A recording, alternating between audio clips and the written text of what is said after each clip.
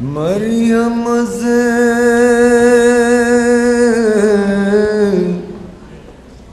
یک نسبت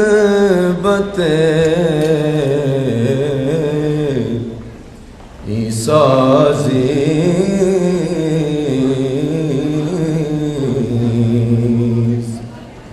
از سے نسبت نحمده ونصلي ونسلم على سيدنا ومولانا محمد رسوله النبي الأمين المكين. أما بعد، بسم الله الرحمن الرحيم.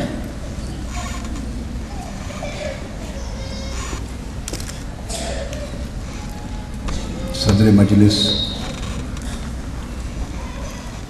میاں عمران مسعود صاحب، صوبائی وزیر تعلیم، اور مہمان خصوصی صوبائی وزیر مذہبی امور و اوقاف سید سعید الحسن شاہ صاحب، اور مہمان خصوصی محترمہ ریٹائرڈ جسٹس ناصرہ جاوید اقبال صاحبہ، دیگر مہمانان گرامی قدر اور معزز خواتین، اللہ رب العزت کا شکر ہے جس کی توفیق سے ہم آج کی اس مبارک تقریب میں شریک ہوئے. اس موقع پر جبکہ ایران کے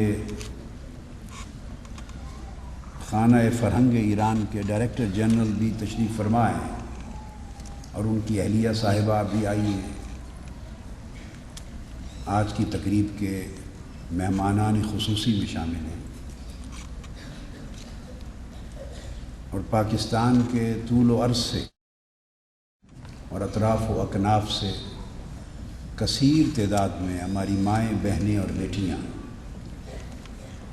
سیدہ کائنات سلام اللہ علیہا کے اسم گرامی سے، آپ کی سیرت طیبہ کے حوالے سے، آپ کی عظمت کردار کی نسبت سے آپ کا یوم منایا گیا ہے، اور وہ دور دراز سے آ کر اس میں شریک ہوئی ہیں، باوجود اس کے کہ یہ دو دن پاکستان کی تاریخ کے بڑے اندوہناک دن ہیں اور اتنی بڑی آزمائش کے دن ہیں کہ شاید ہماری آنکھوں نے اس نوعیت کی تکلیف، اس شدت کی، اس انتہا کی اپنی سرزمین پر پہلے کبھی نہیں دیکھی. ساری قوم ان لوگوں کے اور خاندانوں کے ساتھ شریک غم ہے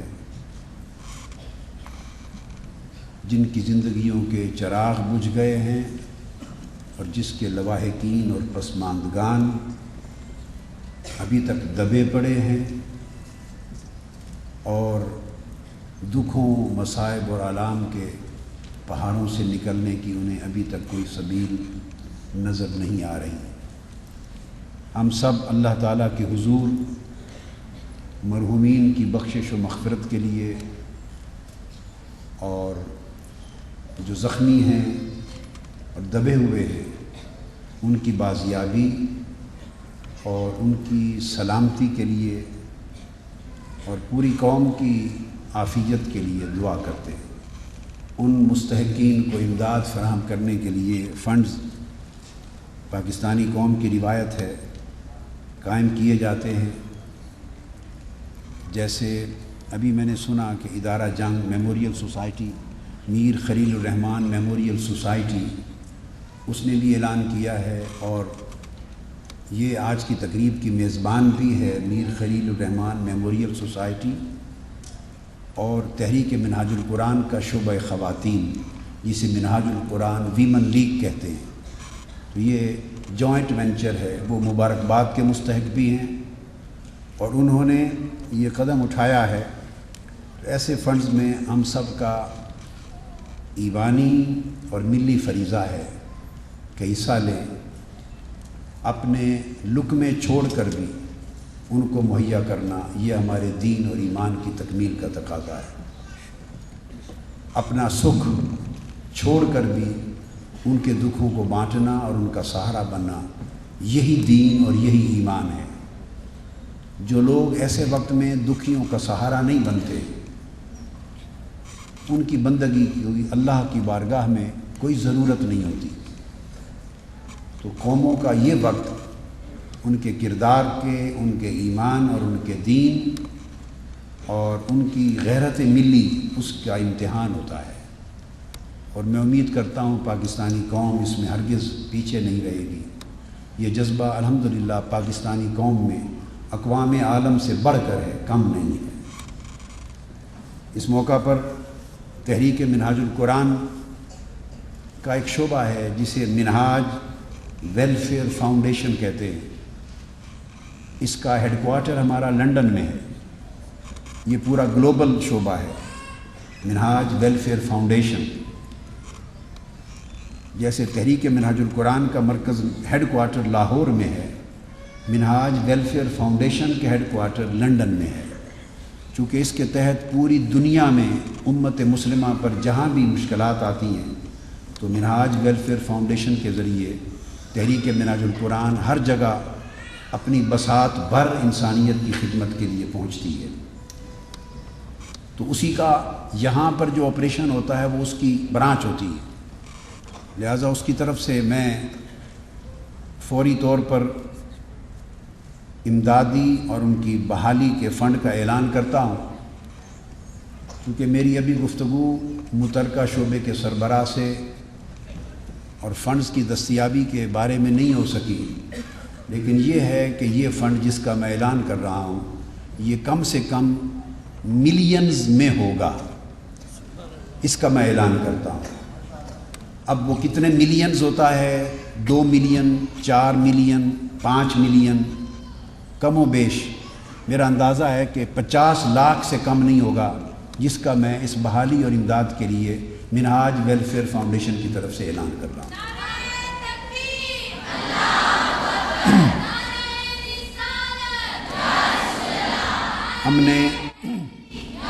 ہم نے منہاج ویلفیئر فاؤنڈیشن کے تحت اپنی ایمبولینسز اور کچھ ٹرکس، فوری طور پہ ادویات اور ٹرک میں کچھ سامان اور خوراک اور ایسا اہتمام کر کے آج ہی ہنگامی طور پہ ایک وفد کے ساتھ روانہ کیا ہے، اس لیے کہ وہ جا کے ضروری امداد بھی فراہم کریں اور جائزہ لے آئیں کہ اس امداد کو مؤثر اور منظم طریقے سے ضرورت مندوں کو صحیح تک پہنچانے اور حسب ضرورت پہنچانے کا نظام کیا ہو۔ ایک آدھ دن میں ڈٹرمن کر کے تو پھر وسیع پیمانے پر اس کا آغاز آگے کر دیا جائے گا۔ آپ لوگ بھی اس میں جس فاؤنڈیشن اور جس پلیٹ فارم کے ذریعے بھی آپ کو سہولت ہو اس میں شریک ہوں، مگر ان کی مدد اس وقت پوری قوم کا بنیادی فریضہ ہے۔ اور حکومت پاکستان سے میری درخواست ہے کہ وہ اپنے تمام تر وسائل، توانائیاں، افرادی قوت اور افواج پاکستان کے جوانوں کی قوت بطور خاص میکسیمم جتنا پاسبل ہو سکے بروئے کار لائے اور ان دبے ہوئے لوگوں کی ہر صورت مدد کرے۔ مجھے آج آتے ہوئے اطلاع آئی، ٹیلی فون پہ اطلاع ملی کہ کچھ لوگوں کے موبائل فون آ رہے ہیں کہ ہم ابھی تک زندہ ہیں، ہمیں آ کے اسلام آباد کی بات ہے نکالا جائے، مگر وہ معلوم نہیں ہو رہا کہ کس بلڈنگ کے نیچے دبے پڑے۔ یعنی اس انداز کا یہ بحران ہے۔ اللہ رب العزت ہماری سب کی اور امت مسلمہ کی اور پوری انسانیت کی مدد فرمائے۔ آج کی کانفرنس سیدہ کائنات سیدہ فاطمۃ الزہرا رضی اللہ تعالی عنہا کے نام سے معنون ہے، ان کے نام سے منسوب ہے۔ آپ کا اسم گرامی آپ کو معلوم ہے فاطمہ ہے۔ مسند دیلمی میں ابو ہریرہ رضی اللہ تعالیٰ عنہ روایت کرتے ہیں، اور مستدرک حاکم میں امام حاکم حضرت علی رضی اللہ تعالیٰ عنہ سے روایت کرتے ہیں، فرماتے ہیں کہ آپ کا نام فاطمہ اس لیے رکھا گیا، اور آپ اندازہ کریں کہ نام پیدائش کے وقت رکھا جاتا ہے۔ حضور علیہ السلام نے آپ کا نام فاطمہ اس لیے رکھا، انما سمیت فاطمہ لأن اللہ فاطمها وحجبها عن النار۔ فاطمہ فتمن سے نکلا ہے یہ لفظ، اس کا مطلب ہے روک بن جانا، ڈال بن جانا، روک لینا۔ تو فرمایا کہ ان کا نام فاطمہ اس لیے ہے کہ اللہ تعالیٰ نے ان کو دوزخ کی آگ سے، اور ایک روایت میں ہے ان سے سچی محبت کرنے والوں اور ان کی سچی پیروی کرنے والوں کو دوزخ کی آگ سے اللہ تعالیٰ نے ان کو روک لیا ہے، محفوظ کر لیا۔ آپ کا لقب بطول ہے۔ بطول کا لفظ عربی زبان میں باطلن سے نکلا ہے، اور اس کا معنی ہے اے قاطعہ و ابانہ۔ قرآن مجید کا یہ لفظ اور یہ آیت اسی سے ہے، وَتَبَتَّلْ إِلَيْهِ تَبْتِيلًا۔ اور اے بندے اللہ کا نام جپ، اللہ کا ذکر کر اس کے نام کا، اور ہر ایک سے کٹ کر اسی کا ہو جا۔ یہ تبتل کا معنی ہے، تبتل اور تبتیل کا۔ تو یہ تبتل اور تبتیل بھی باطلا سے نکلا ہے، اسی سے بطول نکلا ہے۔ تو اس کا معنی ہے کہ آپ وہ ہستی ہیں کہ عبادت گزاری میں آپ فنا فی اللہ تھیں، اور توجہ الی اللہ میں کامل تھیں، اور تفرغ الی اللہ اور تبتل الی اللہ میں اس مقام پر تھیں کہ وہ دنیا کی ہر رغبت اور ہر چاہت اور ہر خواہش سے مکمل طور پہ کٹ کر قلباً و روحاً اللہ کی ہو گئی تھی۔ تو ان کا کاملاً اللہ کی طرف جو رجوع تھا اور تعلق تھا اور ربط تھا، جس کی وجہ سے وہ ان کے دل ہر ایک محبت اور چاہت اور رغبت جو غیر کی ہے اس سے خالی ہو گیا تھا۔ تو آپ کی اس شان استغنا اور شان روحانیت کے باعث آپ کو لقب بطول عطا کیا گیا۔ تیسرا ٹائٹل آپ کا زہرا ہے، تو میں نے چاہا کہ نام کا تجزیہ کر دیں، فاطمہ البطول الزہرا۔ تو زہرا پھول کو کہتے ہیں، اس لیے کہا گیا لأنہا زہرۃ المصطفیٰ، کہ آپ حضور علیہ الصلوۃ والسلام کا پھول ہیں، بلکہ گلشن مصطفیٰ ہیں۔ پھول ہی نہیں ہیں، حضور کا گلشن ہے، اور آقا علیہ السلام کے سب پھول اسی گلشن سے پیدا ہوئے ہیں۔ اب میں آپ کی حیات طیبہ کے چند ایسے گوشوں کا ذکر کرنا چاہوں گا جن کا تعلق آپ کی اور ہماری زندگی کی تربیت کے ساتھ اور اصلاح کے ساتھ ہے، اور ان کی حیات طیبہ کے عملی گوشے۔ اور اختتام پر میں صرف ایک حدیث کی شرح کروں گا تاکہ گفتگو میں دونوں طرح کا جو ذوق ہے اور ضرورت ہے پوری ہو جائے۔ سیدہ کی ولادت ایک روایت کے مطابق، اور جو قول مختار ہے زیادہ مقبول روایت، اس کے مطابق اعلان نبوت سے 5 سال پہلے ہوئی تھی۔ اور ایک روایت یہ بھی ہے کہ جس سال آپ نے اعلان نبوت فرمایا، یعنی آپ کی بعثت ہوئی، اس کے سال بعد، یعنی آپ کی عمر مبارک جب 41 برس تھی حضور علیہ الصلوۃ والسلام کی، تو سیدہ فاطمہ الزہرا کی ولادت اس سال ہوئی۔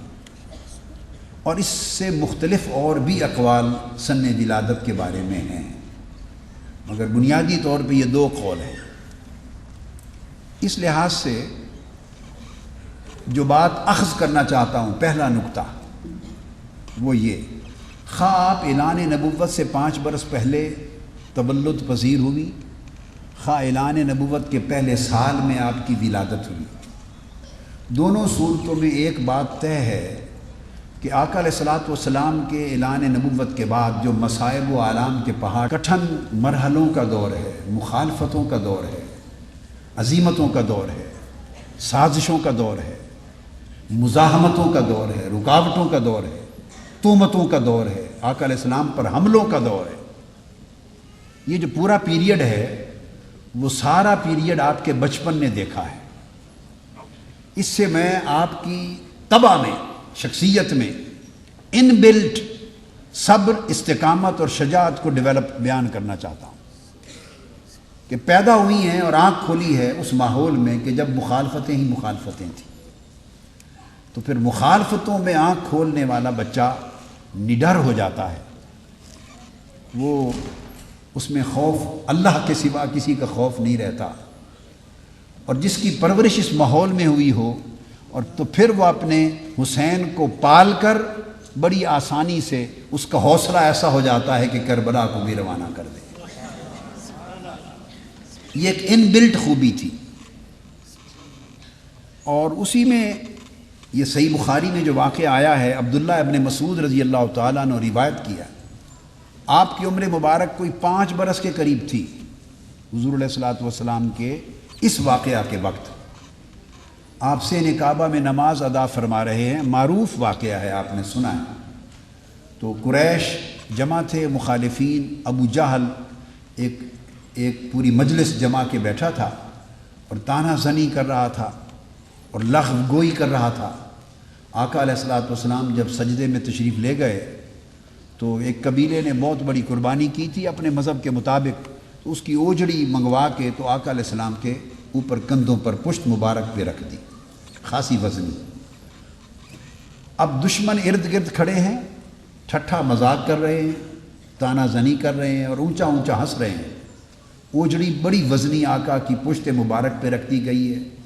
اور اتفاق ہے کہ کوئی مسلمان اور اس وقت موجود نہیں. 5 سال کی عمر میں سیدہ فاطمہ الزہرا رضی اللہ تعالیٰ عنہ نے دیکھا، دوڑتی ہوئی سین کعبہ میں آئیں اور اس عمر میں اتنی وزنی اوجڑی اٹھا کے نیچے پھینکی اور کفار اور مشرکین کا اپنی زبان کے ساتھ مقابلہ کیا. گری اور گھبرائی نہیں ہے. ماؤں کے لیے اور والدین کے لیے خاص پہلو ہے کہ تربیت وہی کام آتی ہے جو بچپن میں ہو جائے. بس اس کے بعد صرف رونا دھونا ہے. یہ میں نے ایک نصیحت کا جملہ بول دیا. بات صرف شکوہ ہی شکوہ ہے اور رونا دھونا ہے. تربیت وہی کام آئے گی جو بچپن سے کر لی جائے. ایک سٹیج آتی ہے جب شخصیت ڈیولپ ہو کے پختہ ہو جاتی، پھر آپ اس کو اتنا بدل نہیں سکتے جتنا بدلنا چاہتے ہیں. مٹی جب کچی ہوتی ہے تو کمہار اسے جس طرح کا برتن میں ڈالنا چاہے ڈال لیتا ہے. جب وہ پک جاتی ہے اور برتن ہو جاتا ہے تو پھر وہ ٹوٹ تو سکتا ہے، ڈل نہیں سکتا. بچپن میں ہماری شخصیت اور کردار اور ہماری طبیعت اور مزاج کی کچی مٹی ہوتی ہے. ماں باپ کمہار کی طرح ہوتے ہیں، وہ جس طرح ڈھالنا چاہیں گنجائش ہوتی ہے کہ ڈال لیں. اور اگر وہ وقت لاڈ میں برباد ہو جائے اور بچے جوان ہو جائیں اور بگڑ جائیں تو پھر مشکلات ہوتی ہیں. یہ میں نے پہلی چیز اس میں سے ڈیرائیو کی آپ کے لیے. پھر آپ نے اسی عمر میں دیکھا کہ آپ کی عمر مبارک 7-8 سال کی تھی یا 10-12 سال کی تھی، 9 عمری تھی، جب دوسری مشکل، بہت بڑی مشکل آپ کی حیات مبارکہ میں آئی ہے، اور وہ شیب ابی طالب کی 3 سالہ قید تھی. اس 7 سے 10 سال کی عمر مبارک کے عرصہ میں آپ نے 3 سال شیب ابی طالب پہاڑوں کی گھاٹی میں اپنے بابا حضور کے ساتھ اور اپنے خاندان کے ساتھ قید کاٹی ہے. یہ وہ زمانہ ہے جب سوشل بائیکاٹ کر دیا گیا تھا. حضور صلی اللہ علیہ وآلہ وسلم اور آپ کے پورے قبیلے خاندان کے ساتھ، اور کفار اور مشرکین نے، قریش نے ایک ایگریمنٹ لکھ کر حضور علیہ السلام کے خلاف سوشل بائیکاٹس پر کچھ آرٹیکلز بنا کر کعبۃ اللہ میں نصب کر دیا تھا، لٹکا دیا تھا، اور کسی کو اجازت نہیں تھی کہ کوئی لین دین اور ملاقات تک بھی کر سکے. تو 3 سال اس گھاٹی میں آپ نے قید و بند کی صحبت گزاری اور سیدہ کائنات کی پرورش اس ماحول میں ہوئی۔ اس کے بعد جو ایک اور چیز بڑی اہم توجہ طلب وہ یہ، حضور علیہ الصلوۃ والسلام انہیں ہر موقع پہ ساتھ رکھتے۔ یہ تربیت کا ایک اور پہلو تھا۔ بچوں کو، بچیوں کو، بیٹوں بیٹیوں کو ہر موقع پر بچپن سے ہی ساتھ رکھنا چاہیے۔ یہ تربیت کا ایک بنیادی حصہ ہے۔ ہم ایسا کرتے ہیں کہ جہاں دین سیکھنے کی جگہ ہے، جہاں تربیت ہے، جہاں کچھ فیض ملنا ہے، رشد و ہدایت ملنی ہے، تعلیم و تربیت کا کچھ خیرات نصیب ہوگی، وہاں تو خود چلے جاتے ہیں۔ اول تو ہمارا شعار، قومی شعار یہ ہے کہ صرف مرد جاتا ہے، عورت کا بھی حق نہیں، عورت صرف روٹیاں پکائے گی، بریانیاں بنائے گی، کھانے بنائے گی اور خاندان کو کھلائے گی۔ پہلے ناشتہ، اس سے فارغ ہو کر پھر لنچ، اس سے فارغ ہو کر پھر ڈنر، اور پھر اس کے بعد سارے معاملات کرے گی۔ عورت کا ہم نے یہ منصب بنا دیا ہے، اور یہ سارا منصب شریعت محمدی اور سنت محمدی کے خلاف ہے۔ مگر افسوس یہ کہ کوئی رہنمائی کرنے والا نہیں ہے۔ ہم مرد جائیں گے، عورتوں کو بھی اجازت نہیں کہ وہ بھی جائیں۔ انگلینڈ، یورپ، اسپین میں کئی ملکوں میں یہ واقعہ ہوا۔ مجھے خواتین نے لکھ کے شکایت کی کہ جب اجتماع ہوتے ہیں جہاں دین سیکھنا ہے تو ہمارے شوہر کہتے ہیں کہ وہاں پردہ ہے، پردے کی وجہ سے نہیں لے جاتے۔ تو میں نے ان سے کہا، خطاب میں کہا، میں نے کہا جہاں ان کو بھیجتے ہو وہاں پردے کا کوئی وجود بھی کبھی نظر آیا ہے؟ میلوں میں جاتی ہیں، مارکیٹس میں جاتی ہیں، بزنس کرتی ہیں، جابز کرتی ہیں، شادی بیاہ، تقریبات، گیٹ ٹوگیدر، سوشل گیدرنگ، ہر جگہ جاتی ہیں۔ ایک اس جگہ نہیں جاتی جہاں دین سیکھنا ہے، وہاں پردہ آ جاتا ہے۔ اور جہاں پردے کا وجود نہیں ہوتا وہاں ہر جگہ جاتی ہیں۔ یہ جو ڈویلٹی ہے، دوہرا پن ہے کردار کا، اسے ہمیں اپنی سیرت سے ختم کرنا ہوگا۔ عورت جاب بھی کر سکتی ہے، اس کا حق ہے، شریعت نے اجازت دی ہے۔ بزنس کر سکتی ہے، شریعت نے اجازت دی ہے۔ وہ معلمہ ہے، وہ مقننہ ہے، وہ جج ہے، وہ امبیسڈر ہے، وہ نمائندہ ہے، وہ سوسائٹی کی لیڈر ہے، وہ محدثہ ہے، محدث ہوئی ہیں عورتیں، وہ اسکالر ہے، وہ سب کچھ ہے۔ اس کی گود یونیورسٹی ہے، بچوں کی پرورش گاہ ہے۔ تو جس کے ہاتھوں نسل تیار ہونی ہے، اگر اس کو موقع اپنی پراپر تعلیم اور تربیت کا نہ ملا تو نسل کیسے تیار ہوگی؟ موسٹلی مرد تو صبح سے رات تک اپنے بزنس، کاروبار اور معاش کمانے میں مصروف رہتے ہیں۔ گھر کس کے پاس ہوتا ہے؟ مرد کا تو دخل ہی کم ہے، صبح سے شام تک تو سارا دن تو وہ جاب پہ یا بزنس پہ گزارتا ہے۔ گھر پورا تو ماں کے ہاتھ میں ہے، بیٹی کے ہاتھ میں۔ تو جس نے گھر سنوارنا ہے، جس نے نسل کو سنوارنا ہے، جس نے سوسائٹی کو سنوارنا ہے، اس کے لیے تعلیم و تربیت کے مواقع کم ہوں تو حیف ہوگا اس سوسائٹی پر۔ تو خواتین کی تعلیم کے لیے بجٹ کئی گنا زیادہ کیا جانا چاہیے اور ان کی تربیت کے مواقع کہیں زیادہ ہونے چاہیے۔ تو میں عرض کر رہا تھا حضور کی سنت سے کہ آپ کی عمر مبارک 3-4 سال تھی جب آیت اتری وَأَنذِرْ عَشِيرَتَكَ الْأَقْرَبِينَ کہ سب سے پہلے دعوت اپنے قریبی رشتہ داروں کو دیں۔ دعوت، اس سے ایک فلسفہ ڈیولپ ہوتا ہے دین کا کہ دعوت، تبلیغ، تربیت، اس کی ابتدا فیملی سے ہونی چاہیے۔ ہمارے ہاں ابتدا ریموٹ جگہ سے ہوتی ہے اور فیملی کا وقت زندگی میں مبلغ اور عالم صاحب کی زندگی میں نہیں آتا، وہ چراغ تلے اندھیرا رہتا ہے۔ حکم ہوا کہ ابتدا دعوت کی اپنی فیملی سے کریں۔ تو حضور علیہ السلام نے کل قریش کو کوہ صفا پہ جمع کیا۔ یہ بھی مشہور واقعہ، آپ نے پڑھا بھی ہے، سنا بھی ہے۔ میں اس میں سے صرف ایک نقطہ ریلیونٹ جو آج سے ہے وہ لے رہا ہوں۔ تو جب سارے قریش اور خاندان کو جمع کیا دعوت اسلام کی اور توحید کی دینے کے لیے، تو 3-4 سال عمر تھی سیدہ فاطمہ کی، اس کو اٹھا کر حضور علیہ السلام اس پہلے اجتماع میں کوہ صفا پر لے کر گئے تھے۔ اس کو اٹھایا ہوا تھا ان کو ساتھ۔ حالانکہ خطاب کرنے جا رہے ہیں، دعوت دینے جا رہے ہیں، اور دعوت دے رہے ہیں مخالفین کو، قریش کو، دشمنوں کو، خدا جانے ان کا رد عمل کیا ہو، اور پہاڑ پر کھڑے ہو کے دعوت دینی ہے، مجمع عام ہے، 3-4 سال کی بیٹی کو تو لے جانے کی ضرورت نہیں ہے،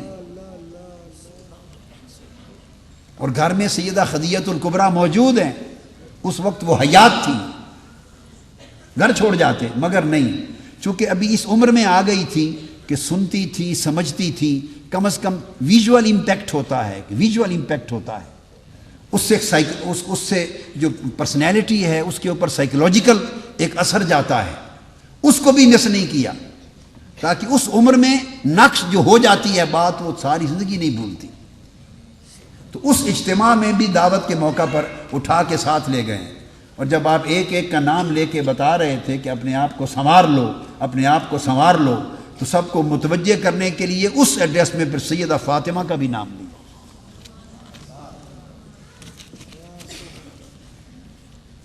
یہ بنیادی جو نقطہ اس میں سے وہ یہ ہوا کہ اس عمر سے انگلی پکڑ کے بچوں کو تربیت کے لیے ساتھ لے کے چل پڑنا چاہیے، اور یہ بچپن کے لیے سیدہ فاطمہ کی سنت ہے، اور بچوں کو تربیت دینے کے باب میں تاجدار کائنات کی سنت ہے۔ اور پھر بہت کم کتب میں آیا ہے، بہت ساری کتابوں میں یہ بات درج نہیں، اتنا کم آیا ہے کتابوں میں کہ شاید آپ میں سے کوئی بھی یہ نہ کہہ سکے کہ میں نے پہلے کہیں پڑھا ہے یا سنا ہے۔ بعض چیزیں اتنی قلیل روایت ہوئی ہیں، ہوتی حقیقتیں ہیں۔ جس رات معراج نصیب ہوا آقا علیہ الصلوۃ والسلام کو، تو آپ کی عمر مبارک اس وقت 9, 10, 12 برس کے لگ بھگ تھی، تو جس مکان میں آقا علیہ السلام سوئے ہوئے تھے، آرام فرما تھے، اس رات بھی سیدہ فاطمہ کو اپنے ساتھ رکھا ہوا تھا۔ معراج کی شب آپ کے ساتھ تھی۔ جب جبرائیل امین آئے ہیں اور دروازہ کھٹکھٹایا تو دروازہ معراج کی شب سیدہ فاطمہ الزہرا نے کھولا ہے، اور آپ نے پوچھا کون؟ تو آگے سے جواب آیا کہ جبرائیل آیا ہوں براق لے کر، اللہ پاک نے پیغام بھیجا ہے، حضور سے ملنا چاہتا ہے، اللہ ملاقات کے لیے بلایا ہے۔ تو سیدہ کائنات نے جا کے خبر دی ہے، پھر جبرائیل امین آئے اور باقی واقعہ معراج پیش آئے۔ اس سے آپ اندازہ کریں کہ کس طرح آقا علیہ السلام انہیں اپنی قربت و صحبت میں رکھتے۔ اس سے یہ پوائنٹ اخذ کر رہا ہوں کہ کتنی قربت و صحبت میں رکھتے تھے۔ تربیت صحبت سے ہوتی ہے، قربت سے ہوتی ہے۔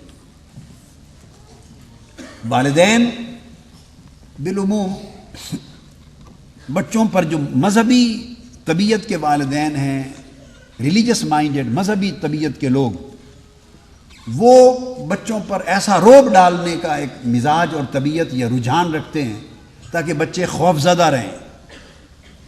یہ خوف زدگی کا کوئی تصور اولاد کے لیے اسلام میں نہیں ہے، حضور کی سنت میں نہیں ہے۔ آقا علیہ السلام کی سنت یہ ہے کہ قربت اور صحبت میں رکھ کے انہیں اپنائیت دی جائے، اتنی شفقت اور پیار دیا جائے کہ وہ پیار کے اندر ہی خوف ہو، اور محبت میں جو خوف ہے وہ دنیا کی کسی شے میں نہیں ہے۔ یہ ایک الگ باب ہے۔ خوف اور خشیت کی جو کیفیت محبت میں ہے وہ وحشت والے خوف میں نہیں ہے، مگر قربت اور صحبت میں رکھیں، پیار دیں، محبت دیں، اور اس طریق سے تربیت کریں۔ اگر خوف زدگی کی کیفیت پیدا کریں گے تو بچے آپ سے دور ہو جائیں گے، فاصلہ ہو جائے گا، وہ دور ہو جائیں گے، چھپ جائیں گے، پھر آپ کے سامنے ڈر کے مارے وہ سب سمیٹ سموٹ کے سیٹ ہو کے آ جائیں گے، اور آپ کے جانے کی دیر ہے تو سب الحمدللہ پھر اپنی پراپر جگہ پہ واپس سب کو چلا جائے گا۔ تو یہ پھر دھوکہ دہی شروع ہو جائے گی، دھوکہ دہی شروع ہو جائے گی۔ اگر پیار، نرمی، محبت اور شفقت اس ماحول میں قربت میں تربیت دیں گے تو دوہرا پن نہیں ہوگا، چھپے ظاہر باطن سب کچھ ایک کردار رہے گا۔ یہ تربیت کا عالم تھا، اور ایک لمحہ بھی آقا علیہ السلام انہیں اپنے آپ سے جدا نہیں فرماتے تھے،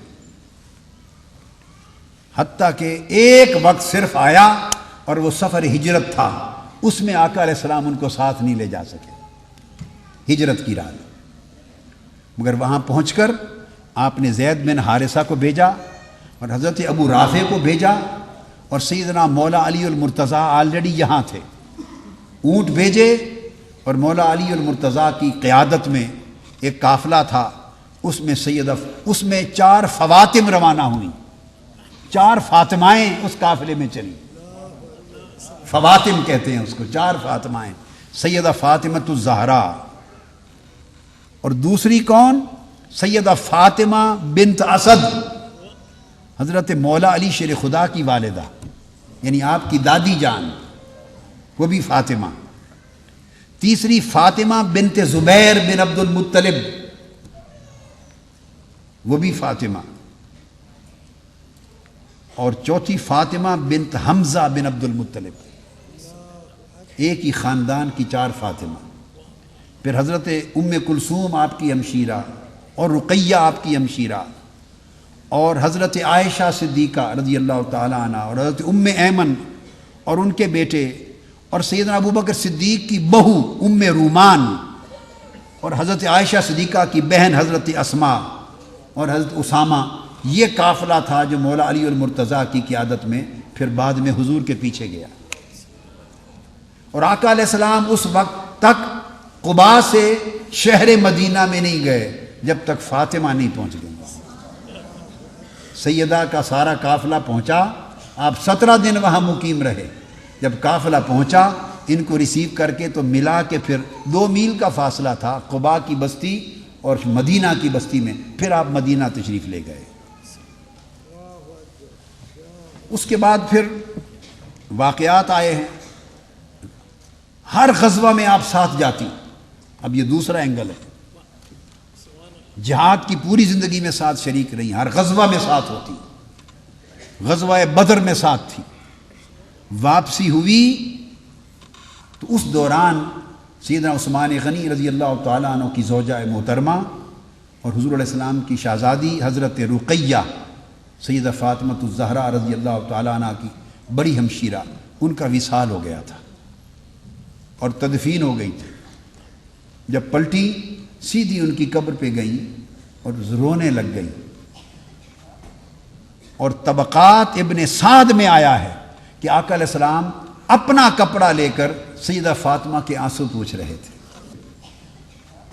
میں نے وہ جو روحانی عظمت اور فضیلت کی دیگر باتیں ساری چھوڑ دی ہیں، وہ الگ موضوع ہے. میں نے اور اینگلز لیے ہیں. وہ میری کتاب جن کا ذکر علامہ کراروی صاحب نے فرمایا الدرۃ البیضاء، تو اس میں آپ پڑھیں، احادیث ترجمے کے ساتھ ہیں. وہ آپ کے فضائل کا جو دوسرا اینگل ہے عظمت کا، وہ اس میں ہے. اس لیے میں شادی کی فضیلت کی بات نہیں کی کہ شادی کا امر اوپر ہوا تھا اور امر الہی سے سیدنا مولا علی المرتضیٰ سے عقد ہوا. شادی ہو چکی تھی. شادی کے بعد آقا علیہ السلام نے فرمایا علی اب کوئی گھر لے لو نا فاطمہ کے لیے، چھوٹا سا انڈیپینڈنٹ، تاکہ رہو. اس سے جو بات میں اخذ کرتا ہوں، اور صرف اس سے نہیں، علاوہ اس کے شرعی اصول ہیں، وہ یہ کہ جب بچے کی شادی ہو جائے تو ضد نہیں کرنی چاہیے کہ ایکسٹینڈڈ فیملی میں مل جل کے ہی رہیں گے. یہ ان کا رائٹ ہے کہ ان کو انڈیپینڈنٹ گھر دیا جائے. ہماری فیملیز میں بہت بڑا جو بگاڑ اور فساد ہے، اس کی ایک ریزن یہ بھی ہے کہ والدین انسسٹ کرتے ہیں کہ بہو کو ادھر ہی لائیں گے، اکٹھے رکھیں گے اور ایک ہی جگہ پہ کھائیں گے اور اکٹھے رہیں گے. یہاں سے آگے 2 زندگیاں اور لائف کے 2 ازدواجی یونٹ، ان کی انڈرسٹینڈنگ جب نہیں ہوتی تو پھر فیملی کے اندر دراڑ آتی ہے اور انتشار پیدا ہوتا ہے، اور کوئی تشخیص نہیں کر پاتا کہ قصور وہ بہو قصوروار ہے یا ساس. اسی گورکھ دھندے میں لگے رہتے ہیں. قصور اس فیصلے کا ہے جس نے حضور علیہ السلام کی سنت سے منہ موڑا ہے. یہ شریعت نے حق دیا ہے شادی کے بعد کہ بچی کو، بہو کو الگ گھر دیا جائے. اس کو گھر دیں، اس کو وسائل دیں. وہ پیرنٹس اور گھر والوں کے ہاتھوں کی طرف نہ تکے اپنی ضروریات کے لیے. اس کا شوہر اس کو کما کے دے، انڈیپینڈنٹ لائف ہو. پھر وہ تھوڑا فاصلہ رکھیں اور فاصلے میں قربت رکھیں. پھر محبت سے رہیں، عزت و احترام رہتا ہے. پھر فیملیز ٹوٹتی نہیں ہیں. ہم جو ایک ہی بنا کے رکھنے کی کوشش کرتے ہیں، وہ یکتائی کا تصور توڑ دیتا ہے اس فیملی کے یونٹ کو. یہ رائٹ ہے، دینا چاہیے. الا یہ کہ خوشی سے رہیں. جب دیکھیں ہلکی سی تپش محسوس ہو رہی ہے، ٹیمپریچر معمولی سا بن رہا ہے، اس ٹیمپریچر کے بڑھنے سے پہلے الگ گھروں میں بھیج دیں۔ تو شادی کے ساتھ ہی آقا علیہ السلام نے فرمایا علی ایک گھر لے لو اور آپ اور فاطمہ الگ رہو، انڈیپینڈنٹ رہو۔ سیدنا علی المرتضیٰ نے ایک گھر لیا،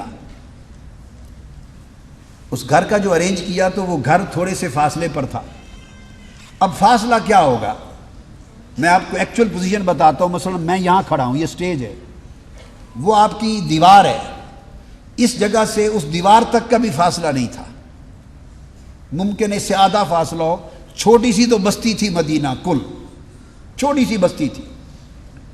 اور آج جو مسجد نبوی کی اس وقت تعمیر ہو جانے کے بعد، نئی تعمیر کے بعد جو حدود ہیں، یہ حدود پورے اس وقت کی بستی مدینہ کے اوپر حاوی ہیں۔ اتنی بستی تھی جس میں آقا علیہ السلام آرام تشریف فرما تھے۔ اور جنت البقیع جو 2 قدموں کے فاصلے پر ہے، وہ قبرستان تھا، اور قبرستان ہمیشہ شہر سے باہر ہوتا تھا۔ تو بستی اتنی تھی، اس بستی میں کتنا دور گھر ہوگا؟ آپ اس بیسک کنسیپٹ کو سمجھیں۔ جو میں نقطہ عرض کرنے والا ہوں کہ آقا علیہ السلام کو اس بستی میں گھر کتنا دور ہو سکتا ہے؟ اتنی دوری بھی فاطمہ کی خود سے گوارا نہ تھی، محبت یہ تھی۔ تو گھر دور لے لیا۔ جب آقا علیہ السلام کو پتہ چلا کہ گھر وہ لیا ہے، تو یہ عبداللہ بن عامر بھی روایت کرتے ہیں اور عبداللہ بن عباس بھی روایت کرتے ہیں حضرت حارثہ بن نعمان انصاری سے۔ تو آقا علیہ السلام نے خواہش کا اظہار کیا، فاطمہ ایسی سبیل نہیں ہو سکتی کہ گھر میری رہائش گاہ کے قریب لے لو تاکہ آتے جاتے تمہیں دیکھ لیا کروں۔ اب آپ کا در انور تو مسجد کے قریب تھا، دروازہ مسجد نبوی کے سین میں کھلتا تھا، اس کی تو لوکیشن ایک بڑی اسپیشل تھی، اور وہ گھر مسجد نبوی کی دوسری سمت تھا، بس فرق اتنا تھا۔ تو مسجد نبوی بھی چھوٹی سی تھی جتنی آج ریاض الجنہ ہے، چھوٹی سی جگہ سے۔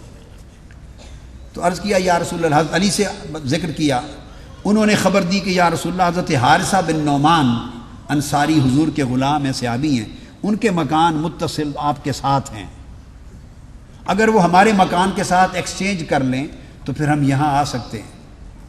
عرض کی بابا جان آپ فرما دیں حارثہ بن نعمان کو، حضور کے غلام ہیں، صحابی ہیں، آپ فرما دیں۔ تو آقا اب یہ دوسرا اینگل بھی ہے، فرمایا مجھے حیا آتی ہے کہ میں حارثہ سے مکان مانگوں، میں نہیں کرتا۔ یہ مذہبی رہنماؤں کے لیے، مشائخ اور پیروں کے لیے، علماء کے لیے، دینی رہنماؤں کے لیے، سیاسی لیڈروں کا میں ذکر اس لیے نہیں کرتا کہ وہ تو سارا کچھ ہی ہڑپ کر کے ڈگار نہیں لیتے، ان کی بات کیا کرنی ہے، ان کے لیے تو پورے ملک ہی حلال ہے، اور پھر چلتے رہتے ہیں ان کے معاملات، وہ تو سارا کچھ کھا جائیں تو سب حلال ہے۔ مذہبی رہنماؤں کے لیے میں بات اس وقت کر رہا ہوں چونکہ مذہبی تقریب ہے۔ آقا کی سنت سے سیکھیں، ماننے والوں اور پیروکاروں سے داؤ پیچ چل کے نذرانے لینا، پیسے بٹورنا، جائیدادیں لینا، یہ سنت مصطفیٰ کے خلاف ہے۔ اور جو لوگ اس طرح اہتمام کرتے ہیں اور طریقے سے وصول کرتے ہیں، کیش، کائن، مکان، جائیدادیں، پیسہ، ٹکا، تو پھر یقیناً نہ ان کی دعوت میں فیض رہتا ہے، نہ تبلیغ میں برکت رہتی ہے، نہ زبان میں تاثیر رہتی ہے، نہ وجود میں تقویٰ رہتا ہے۔ پھر وہ دعائیں بھی قبولیت کھو دیتی ہیں، سجدے بھی اپنا فیض کھو دیتے ہیں، اس لیے کہ دل میں تو دنیا کا لالچ ہے۔ دین شخصیتوں میں اس وقت تک متمکن نہیں ہوتا جب تک دل کی بستی دنیا کی لالچ کی غلاظت سے پاک نہ ہو جائے۔ اگر دل میں دنیا، مال و دولت کا حرص، طمع اور لالچ ہے، وہ ساری زندگی سجدوں میں گزار دے، وہ سجدہ اسے اللہ کے قریب نہیں کر سکتا۔ بنیادی بات ہے۔ اللہ، تو آقا علیہ السلام نے فرمایا مجھے حیا آتی ہے کہ میں حارثہ سے بات کروں۔ یہ بات کسی طریقے سے نکل گئی اور حضرت علی نے کہیں ذکر کر دیا ہوگا، بیان نہیں آیا حدیث میں، مگر حضرت حارثہ آقا علیہ السلام کی بارگاہ میں آ گئے۔ عرض کیا یا رسول اللہ، مجھ تک خبر پہنچی ہے کہ آپ حضرت بی بی خاتون جنت فاطمہ زہرا کا گھر اپنے در دولت کے قریب چاہتے ہیں۔ آپ نے فرمایا میں تلاش میں ہوں کہ ایکسچینج ہو جائے ان کا گھر کسی سے۔ تو انہوں نے عرض کیا، اب حدیث کے لفظ ہیں، عرض کیا انما انا و مالی للہ ولرسولہ، یا رسول اللہ مجھے حکم کیوں نہیں فرمایا؟ خدا کی قسم میں اور میرا مال اور ہم سب کی زندگیاں اور ہمارے مال و دولت ان کا مالک ہی اللہ اور اللہ کا رسول ہے، یہ تو ہمارا ہے، مال ہمارا ہے ہی نہیں، مالک ہی آپ ہیں۔ تو انہوں نے اسی وقت عرض کیا یا رسول اللہ یہ گھر اچھا گھر ہے جو آپ کے گھر کے ساتھ متصل ہے، تو آپ نے اس کو ایکسچینج کیا۔ حضرت علی کا فاطمہ زہرا کا لیا ہوا گھر حضرت حارثہ کو دیا اور اس کے بدلے میں ایک ہی سائز کا گھر تھا رقبے کا، یہ گھر لیا، ایکسچینج کیا۔ آقا علیہ السلام خوش ہو گئے۔ اب حارثہ بن نعمان کی ایک بڑی قربانی، ایک خدمت آقا کے قلب اطہر میں خوشی پیدا کرنے کی ہو گئی، خوشی کا باعث بن گئے، حضور خوش ہو گئے۔ نتیجہ کیا تھا کہ پھر ہر روز چاہتے یہ تھے آقا علیہ السلام کہ ہر روز نماز فجر کے لیے نکلتے اور پھر ان کا دروازہ بھی مسجد نبوی میں کھلوا دیا، کہا فاطمہ کے گھر کا دروازہ بھی مسجد نبوی کے سین میں کھلے۔ جب گزرتے اپنے گھر سے تو وہ دروازہ سامنے پڑتا، اس دروازے کے سامنے رک کر ہر روز نماز فجر کے بعد بآواز بلند کہتے الصلاۃ یا اہل بیت محمد، الصلاۃ یا اہل بیت محمد انما یرید اللہ لیذھب عنکم الرجس ویطہرکم تطہیرا۔ اے اہل بیت محمد نماز کا وقت ہو گیا، بس یہ آواز دے کے جگا کے ہر روز جاتے تھے اور پھر یہ آیت پڑھ دیتے جو اہل بیت اطہار کی طہارت اور عصمت کی شان میں اتری ہے، جس نے چادر تطہیر عطا کی ان کو۔ اب یہ آقا کی خوشی تھی اور آتے جاتے جھانک کے دیکھ لیتے اور پوچھ لیتے فاطمہ کیا حال ہے؟ بھی حسن حسین کے رونے کی آواز آ جاتی، بغیر پروگرام اطلاع کے اندر چلے جاتے، میرا حسین کیوں رو رہا ہے؟ حسن کی اٹھا لیتے، بھائی یہی خوشی تھی، یہی چاہتے تھے کہ مجھے یہ سہولت مل جائے، اور یہ فراہم کر دی حارثہ بن نعمان نے۔ اب دیکھیے آقا علیہ السلام نے مکان کے صلے میں مکان دیا تھا، احسان تو کسی کا نہیں لیتے، مکان کے بدلے میں مکان دیا، مگر ایکسچینج آف ہاؤسز کے ساتھ ایک خوشی بھی تو ملی تھی نا، اس کا بدلہ بھی نہیں دیا تھا۔ آپ میری بات کو سمجھیں، مکان کے بدلے میں مکان دے دیا، یہ تو ایکسچینج ہو گیا۔ اب اس تبدیلی مکان سے جو دل کو خوشی ہوئی تھی کہ فاطمہ قریب آ گئی تھی سلام اللہ علیہ، اب اس خوشی کا بدلہ بھی دینا چاہتے تھے۔ وہ کیا دیا کہ عبداللہ بن عامر اور عبداللہ بن عباس رضی اللہ تعالیٰ عنہما روایت کرتے ہیں کہ ایک روز حضور علیہ السلام کی خدمت میں جبرائیل امین بیٹھے، حضرت حارثہ بن نعمان باہر سے آئے، قریب آئے تو انہوں نے سلام عرض کیا، اور ایک روایت میں آیا ہے کہ قریب ہوئے مگر جھجک کی وجہ سے سلام نہیں کہا۔ یہ چیزیں بیان میں ہوتی ہیں، مین سبسٹنس کے ساتھ ریلیونٹ نہیں ہیں۔ قریب آئے، سلام کہا، حضور علیہ السلام نے فرمایا حارثہ بعد میں تمہیں معلوم ہے میرے ساتھ کون شخص بیٹھا تھا؟ عرض کہ یا رسول اللہ نہیں معلوم۔ آپ نے فرمایا جبرائیل امین بیٹھے تھے۔ تو وہ کان میں کوئی گفتگو سرگوشی کر آہستہ آہستہ کچھ باتیں کر رہے تھے۔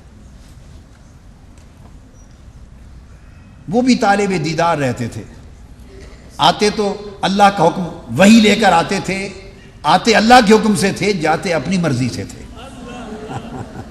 جب دیدار مصطفیٰ کی پیاس بجھ جاتی تب جاتے۔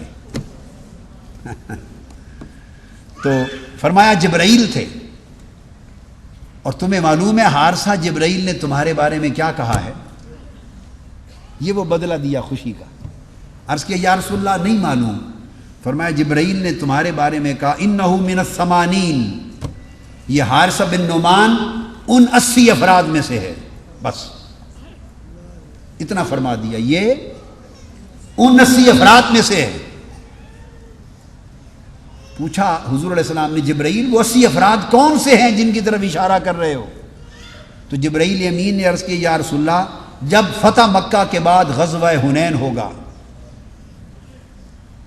اور 12,000 کا لشکر ہوگا اسلام کا، اور ادھر سے صرف ایک لشکر باقی قبائل کے علاوہ ایک مین لشکر لڑنے والا وہ 40,000 مسلح جوانوں کا ہوگا، اور پھر ارد گرد کے اور قبائل بھی ان کے ساتھ آ ملیں گے، تو اس وقت وہ جب انتہائی سخت حملہ کریں گے تو پورے لشکر میں غزوہ احد کی طرح بھگدڑ مچ جائے گی، اور ایک لمحے کے لیے غزوہ حنین میں کفار مار کا سر کر لیں گے اور سارے لشکر اسلام کے سپاہی منتشر ہو جائیں گے، کچھ سمجھ کسی کو نہیں آئے گی کہ کیا ہو گیا، دائیں بائیں منتشر ہو جائیں گے، اور ایک وقت آئے گا کہ صرف 80 صحابہ آپ کے ارد گرد آپ کا دامن تھام کر آپ کے دفاع میں سیسا پلائی ہوئی دیوار بن کے کھڑے ہوں گے۔ اس کے بعد آپ آواز دیں گے تو پلٹ کے سارے آ جائیں گے۔ وہ جو 80 صحابہ اس آخری لمحے بھی آپ کے ارد گرد دفاع کے لیے کھڑے ہوں گے، حارثہ بن نعمان کو ان میں شامل کر دیا گیا۔ اور اس کے علاوہ پھر صرف یہی نہیں، پھر حدیث پاک میں ہے کہ حضور علیہ السلام یہ ایک صلہ دیا، اور پھر یہ دنیا کا صلہ تھا، آخرت میں صلہ دیا۔ حضور علیہ السلام نے فرمایا کہ میں جنت میں گیا اور میں نے قرآن مجید کی قرات سنی، جنت میں قرآن مجید کی تلاوت قرات سنی، اور میں نے پوچھا جبرائیل یہ قاری جنت کون ہے جو قرآن کی تلاوت کر رہا ہے؟ انہوں نے کہا حارثہ بن نعمان ہے۔ یہ جو حضرت فاطمہ کا گھر حضور کو قریب لا کر حضور کو خوش کیا تھا، اس کے صلے میں دنیا بھی مل گئی، آخرت بھی مل گئی۔ سو اس طرح سیدہ کائنات پھر آپ کے ساتھ غزوہ خندق میں بھی شریک ہوئی، کھانا بنا کے لائی، کھلاتی تھی، سفر حدیبیہ میں بھی شریک تھی، فتح مکہ کے سفر میں بھی شریک تھی، جب حوازن اور ثقیف کے قبائل کے ساتھ غزوات تھے ان میں بھی شریک تھی، اور حجۃ الوداع کے سفر میں بھی شریک تھی، اور جب آقا علیہ السلام نے مالا اعلیٰ کو سفر فرمایا تو تب بھی آپ ہی کا دست اقدس حضور کے سینے اقدس تھے۔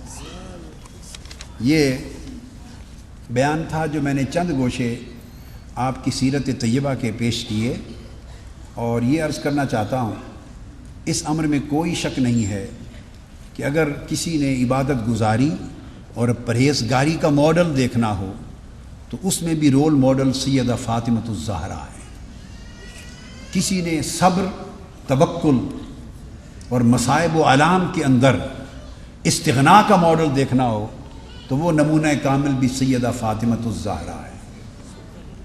کسی نے استقامت اور شجاعت کا ماڈل دیکھنا ہو تو وہ بھی نمونہ کامل سیدہ فاطمۃ الزہرا ہے، اور کسی نے علم اور معرفت اور تعلیم، علم اور معرفت کا اور شعور کامل کا ماڈل دیکھنا ہو تو وہ بھی سیدہ فاطمۃ الزہرا ہے۔ آقا علیہ السلام نے پوچھا کہ عورت کی سب سے بڑی فضیلت کیا ہے؟ تو کسی کو جواب نہیں آیا، ہر ایک نے جواب دیا مگر آقا علیہ السلام نے قبول نہیں کیا۔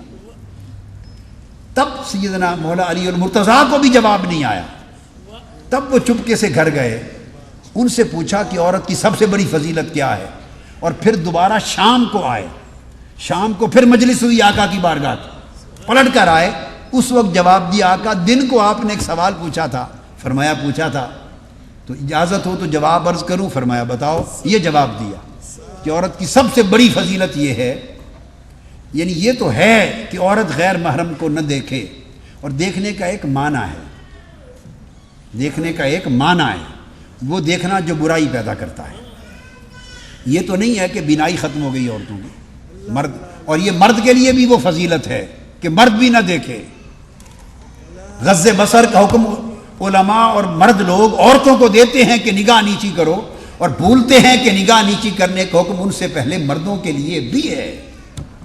نگاہ کی پاکیزگی مرد کی بھی ہے، عورت کی بھی ہے، تب سوسائٹی پاک ہوتی ہے۔ خیر، تو عرض کیا یا رسول اللہ جواب یہ ہے کہ یہ تو ہے کہ عورت نہ دیکھے، لیکن فرمایا کہ بڑی فضیلت یہ ہے کہ ایسی ہو کہ مرد بھی نہ دیکھ سکے، کسی غیر محرم نے نہ دیکھا ہو۔ اب حدیث کا جو اگلا جملہ وہ ذہن سے اتر گیا، ان کے نہیں بیان کر سکے، وہ یہ تھا، آقا علیہ السلام نے فرمایا علی بتاؤ جواب کس سے پوچھ کر آئے ہو؟ یہ کس سے پوچھ کر آئے ہو؟ انہوں نے عرض کیا یا رسول اللہ سیدہ فاطمۃ الزہرا سے پوچھ کے آیا۔ آقا علیہ السلام مسکرا پڑے۔ یہ مقام تھا جب یہ حدیث وارد ہوئی، جب عرض کیا حضور میں فاطمہ سے پوچھ کے آیا ہوں، حضور نے فرمایا ان فاطمہ بدعۃ منی، فاطمہ میرا ٹکڑا ہے۔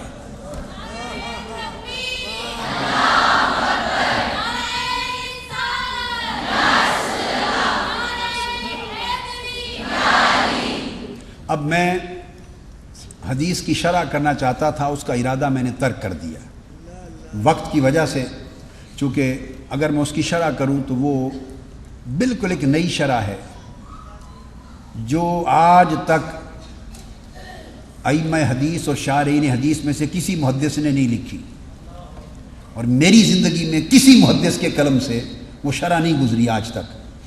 تو جب ایک ایسی شرح نئی انسان کرتا ہے تو اس کے لیے دلائل ہوتے ہیں، قرآن کے، حدیث کے، لغت کے، تو وقت لیتا ہے، وہ کام وقت لیتا ہے۔ تو میں نے چونکہ پہلی گفتگو اور قیمتی گفتگو تھی اور اس میں ہم نے جو پانا تھا پا لیا، تو میں اس کی وجہ سے اس کی شرح میں نہیں جانا چاہتا، صرف معنی دو معنی بتا دیتا ہوں اور شرح کو چھوڑ دیتا ہوں۔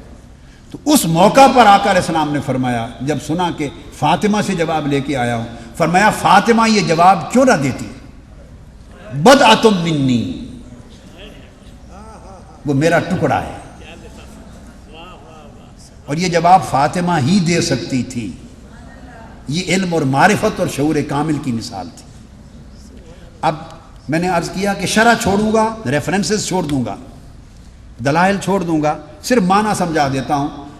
بدعۃ منی پر علماء نے، محدثین نے، شارعین نے، محققین نے سرے سے گفتگو ہی نہیں کی۔ جتنی کتابیں عرب و عجم کی طبع شدہ 1000 سال کے عرصے میں لکھی گئی، تمام مستند معتبر مآخذ اور مصادر میں نے پڑھے، ایک ایک اٹھا کے دیکھا، وہ صرف اتنا ہی لکھ دیتے ہیں، باقی بحث کرتے ہیں بدعۃ منی کا مطلب ہے جسم کا ٹکڑا ہے، بس اتنا لکھ دیتے ہیں، اور اس کے علاوہ بدعۃ پر گفتگو نہیں کی کسی نے آج تک۔ کوئی اور موقع ہوگا تو میں اس پر تفصیل سے گفتگو کروں گا، ایک شرح ہے، لیکن آج صرف آپ کو تحفتاً اس کا معنی بتانا چاہتا ہوں۔ بدعۃ منی اگر اس کا معنی کریں کہ میرا ٹکڑا ہے، میرے دل کے جسم کا ٹکڑا ہے، جگر کا ٹکڑا ہے، تو یہ کون سی خصوصیت ارشاد فرمائی؟ ہر بیٹی باپ کے جگر کا ٹکڑا ہوتی ہے، اس میں خصوصیت کیا ہوئی؟ ہر بیٹی باپ کے جگر کا ٹکڑا ہوتی ہے۔ تو پھر اگر آقا علیہ السلام نے اس جواب کے اوپر رسپانس دیتے ہوئے، اپریشیٹ کرتے ہوئے یہ کمنٹ کیا کہ ہاں یہ جواب فاطمہ ہی دے سکتی تھی، کیوں؟ بدعۃ منی، وہ میرا حصہ ہے۔ تو بدع کا جو لفظ ہے اس کے دو معنی ہیں، ایک یہ لفظ عدد کے لیے استعمال ہوتا ہے، عدد نمبرز، اور ایک یہ لفظ ٹکڑے کے لیے استعمال ہوتا ہے۔ عدد کے لیے عربی لغت میں متفق علیہ قاعدہ ہے، اس بات پر ائمہ لغت میں سے کسی لغت کی کتاب کا اختلاف نہیں ہے، نہ تفاسیر میں اختلاف ہے، نہ کسی صاحب علم نے اختلاف کیا ہے۔ یہ لفظ بدعۃ، بدعۃ، بدعن، بدعن اور بدعن، یہ جو لفظ ہے عدد میں استعمال ہوتا ہے 3 سے اوپر اور 9 سے نیچے۔ اگر 10 کی بات ہو رہی ہو نا، 10، تو اس میں 3 سے اوپر 9 سے نیچے کوئی بھی عدد حصہ ہو تو اس کو بدعۃ اور بدعن کہتے ہیں۔ اور کثرت کے ساتھ ائمہ نے بدعن اور بدعن اور بدع یہ یوز کیا ہے 7 کے لیے۔ قرآن مجید میں یہ لفظ بدعن کے طور پر صرف 2 مقامات پہ آیا ہے، سورہ یوسف میں اور سورہ روم میں۔ سورہ یوسف کے بارے میں فلابث فی السجن بضع سنین، یوسف جیل میں کچھ سال رہے، یوسف جیل میں کچھ سال رہے، بضع سنین۔ تو اس پر کوئی اختلاف نہیں ہے، سب نے لکھا ہے کہ بضع سے مراد 7 سال ہے، آپ 7 سال رہے تھے، تو لفظ بضع 7 کے لیے استعمال ہوا، out of 10، 7 out of 10، and it can be 9 out of 10، not 10، 10 نہیں ہو سکتا، 10 سے 9، 8، 7، مگر عموماً 7 پر استعمال ہوتا ہے۔ اور 7 کا عدد، اور سورہ روم میں بھی یہ لفظ آیا ہے، وہاں بھی 7 سال کے لیے آیا ہے۔ 7 کا عدد 10 میں آپ غور کریں، یہ 2/3 بنتا ہے۔ آپ ذرا کریں، 10 کو 3 حصے کریں، 3.5، 3.5 اور پھر آگے وہ 3.5 تو نہیں بچتا، 3 کریں تو یہ 2/3 بنتا ہے۔ 7 2/3 سے تھوڑا اوپر، باقی 1/3 بچتا ہے۔ اور بدعہ کا معنی شک نہیں ہے کہ ٹکڑا ہے جگر کا، جان کا۔ حضور نے فرمایا بدعہ اور بدعتن کا لفظ یوز کر کہ فاطمہ وہ ٹکڑا نہیں ہے جو ہر بیٹی باپ کا ہوتی ہے، 2/3 جان میری فاطمہ میں ہے، 2/3 جان۔ مدغہ، مدغہ کس کو کہتے ہیں؟ عربی زبان میں دل کو کہتے ہیں۔ مدغہ کے 2 معنی ہیں، ایک معنی ہے دل، تو دل کو مدغہ کہتے ہیں، اور حدیث میں بھی حضور نے دل کو مدغہ کہا۔ تو مدغتم منی اور بدعتم منی کا مطلب آپ نے فرمایا کہ فاطمہ میرا دل ہے، اور دل زندگی اور روح کا مرکز ہوتا ہے، دل مرکز روح ہے۔ گویا فاطمہ کا وہ تعلق ہے میری جان کے ساتھ کہ فاطمہ میری مرکز روح ہے، میری روح فاطمہ میں ہے، میری روح فاطمہ میں ہے، اس لیے جب وہ بولتی ہے تو وہ میرا کلام اور میری معرفت بولتی ہے۔ اور مدغہ کا دوسرا معنی ہے جب ماں کے رحم میں جب ہو جاتا ہے کنسیپشن تو سب سے پہلے نطفہ ہوتا ہے، نطفہ میاں بیوی کے ملاپ سے نطفہ، نطفہ ایک عرصہ رہتا ہے کچھ ویکس کے بعد نطفہ کنورٹ ہو جاتا ہے علاقہ، ایک ہینگنگ میس ہوتا ہے، ہینگنگ میس، وہ اینڈومیٹریم یوٹرس کے اندر ہینگ کرتا ہے جالے کی طرح، اس کو کہتے ہیں علاقہ۔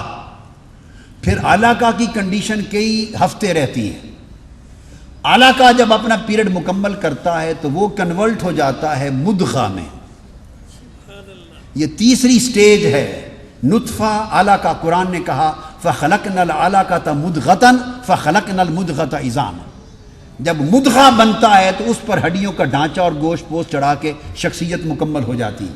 تو جب مدغہ تیار ہوتا ہے تو حدیث میں حضور نے فرمایا اس مدغہ میں روح ڈالی جاتی ہے، روح نہ نطفہ کے سٹیج پہ آتی ہے نہ علاقہ کے سٹیج پہ آتی ہے، جب مدغہ بنتا ہے تو روح مدغہ میں آتی ہے، تو گویا جس میں روح آئے اس کو مدغہ کہتے ہیں۔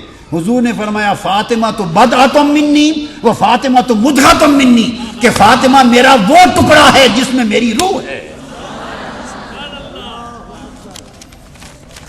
چونکہ میری روح فاطمہ میں ہے اس لیے وہ چلتی ہے تو اس کا چلنا میری طرح کا ہے، وہ بولتی ہے تو اس کا بولنا میری طرح کا ہے، وہ جب کلام کرتی ہے تو اس کا شعور اور معرفت میری طرح کی ہے، وہ جب سیرت و کردار اور تقوی کا اظہار کرتی ہے اور شجاعت اور مردانگی کا اظہار کرتی ہے اور جرأت اور استغنا کا اظہار کرتی ہے تو وہ دیکھنے میں نام میں فاطمہ ہے مگر اپنے باطن میں وہ محمد مصطفیٰ کی روح ہے۔ اللہ تعالی ہمیں اس شمع کو جلانے اور خود بھی نور لینے اور سوسائٹی میں بھی نور پھیلانے کی توفیق عطا فرمائے۔ مریم سے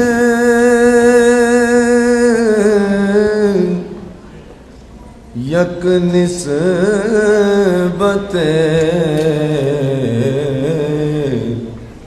عیسیٰ